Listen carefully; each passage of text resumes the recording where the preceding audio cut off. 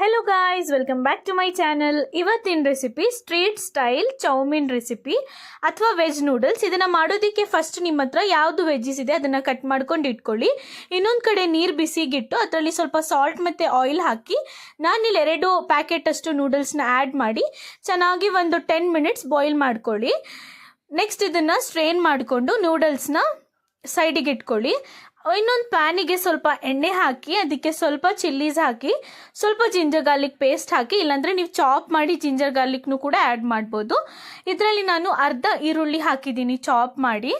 ಈರುಳ್ಳಿ ಹಾಕಿ ಚೆನ್ನಾಗಿ ಈ ಥರ ಫ್ರೈ ಮಾಡ್ಕೊಳ್ಳಿ, ಹೈ ಫ್ಲೇಮಲ್ಲೇ ಇಟ್ಕೋಬೇಕು.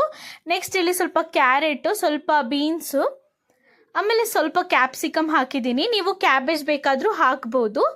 ಸ್ವಲ್ಪ ಸಾಲ್ಟ್, ಒಂದು ಅರ್ಧ ಟೇಬಲ್ ಸ್ಪೂನಷ್ಟು ಸಾಲ್ಟ್ ಆ್ಯಡ್ ಮಾಡಿದ್ದೀನಿ.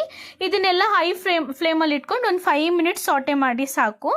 ಇದನ್ನೆಲ್ಲ ಫ್ರೈ ಮಾಡಾದಮೇಲೆ ನಾವು ಬಾಯ್ಲ್ ಮಾಡ್ಕೊಂಡು ನೂಡಲ್ಸ್ನ ಇಟ್ಕೊಂಡಿದ್ವಲ್ಲ, ಆ ನೂಡಲ್ಸ್ನ ಹಾಕಿ ಎಲ್ಲ ನೂಡಲ್ಸ್ನ ಹಾಕಿ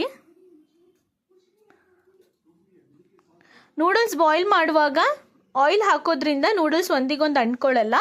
ಇವಾಗ ಇಲ್ಲಿ ನಾನು 1 ಟೇಬಲ್ ಸ್ಪೂನಷ್ಟು ಡಾರ್ಕ್ ಸೋಯಾ ಸಾಸ್, 1 ಟೇಬಲ್ ಸ್ಪೂನಷ್ಟು ಚಿಲ್ಲಿ ಸಾಸ್, 2-3 ಟೇಬಲ್ ಸ್ಪೂನಷ್ಟು ಕೆಚಪ್ಪು, 1 ಟೇಬಲ್ ಸ್ಪೂನಷ್ಟು ನಾನು ಪಿಜ್ಜಾ ಪಾಸ್ತಾ ಸಾಸ್ ಬರುತ್ತಲ್ಲ ಅದನ್ನು ಕೂಡ ಆ್ಯಡ್ ಮಾಡಿದ್ದೆ.